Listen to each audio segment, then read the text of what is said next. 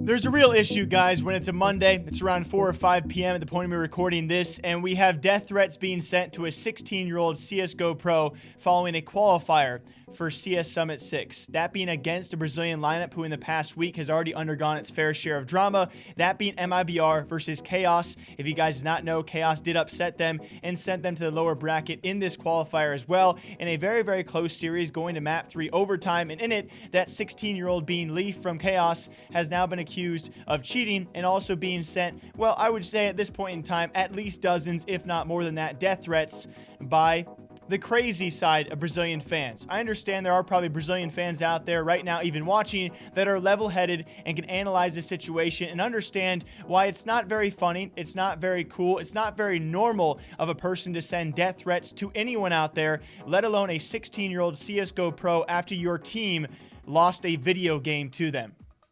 Now, all of this in the same 7-day span we talked about on this channel, the MiBR Furia drama, which is clearly, it's gone too far.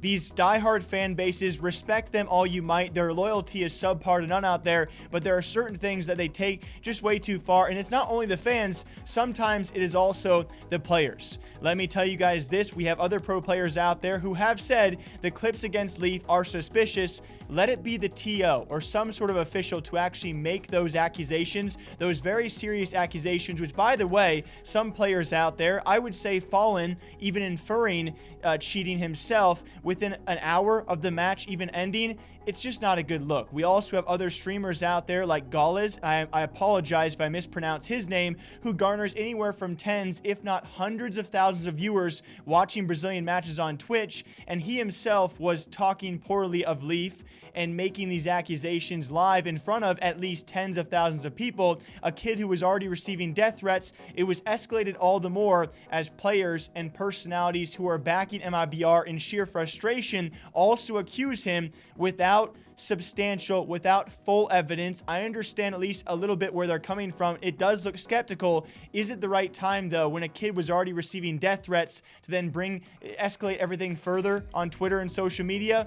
I don't think so. You guys might think differently, but this Brazilian Counter-Strike feud, it's just getting out of hand. Even Tark, though, has taken to Twitter about this, saying, not going to lie, the aim lock clips look sketch to me. I ain't saying nothing, though. I never understood how that kind of stuff happens so regularly for some people. And here's where Fallen replies and says, 3 blatant aim locks in the same series? That way? But then later on, Fallen takes again to Twitter to say, I don't like to accuse anyone of cheating without evidence. They've done this to me in the past, and it can be a great injustice. So you don't like to accuse anyone, but you like to reply to a tweet out there pretty much inferring that someone is cheating, which is kind of, is that secondhand accusations? I'm not really sure where this side of thing comes from a guy like Fallen, who, by the way, yes, is a great level-headed character out there, usually not a victim when it comes time for being of the controversy and dramatic stories out there. Usually he is the one you go to for an explanation and a very level-headed response. I personally did not like the fact that he was responding to Tark. If you guys did see his response to Tark, by the way, as every Brazilian tweet has been lately and for a long time, blew up. Him saying 3 blatant aim locks, and then later on taking to Twitter in his own tweet saying, I don't want to accuse anyone because I've been accused myself. When you replied to Tark, at least how I take it, how I infer it, is you kind of were inferring yourself that he actually was a cheater. And those two tweets to me contradict each other very much so. Now, Fallen's not the only one at fault here. I think what Gallez is doing as well was very skeptical. If you're going to be streaming to tens of thousands, if not more than that, people out there, you must be careful what you say and what you put out there as well. But to the flip side of the coin, I will show you guys 3 to 4 clips I did find out there that are already out there of Leaf, and it does look suspicious. Olá, mano. Cê é louco, velho. Ô, o bagulho tá mal configurado, velho. Eu juro pra você, aqui eu não manjo, mas eu acho que é problema de configuração, velho. Ó lá, é configuração, mano. O cara tá tendo que segurar a arma. Tá participando do nosso sorteio? Escreve aí, exclamação sorteio, entra nele que tem muita coisa legal que tá sendo sorteada, R$ 1.500 em skin, diversos itens para você completar o seu setup. Então acompanha aí e escreve no nosso chat. Enquanto isso, esse é um round mais calmo, os jogadores se estudando bastante, o time da MiBR no final só o fala, a execução vai acontecendo, os jogadores vão tentando entrar no bombe. Enquanto isso, o MiBR vai fazendo as trocas, Fer já levou um, agora 2 abates super rápidos pro time da Chaos. So that is what I'll say right now, guys. I'm going to try and keep this one short. Maybe there will be a follow-up in the future.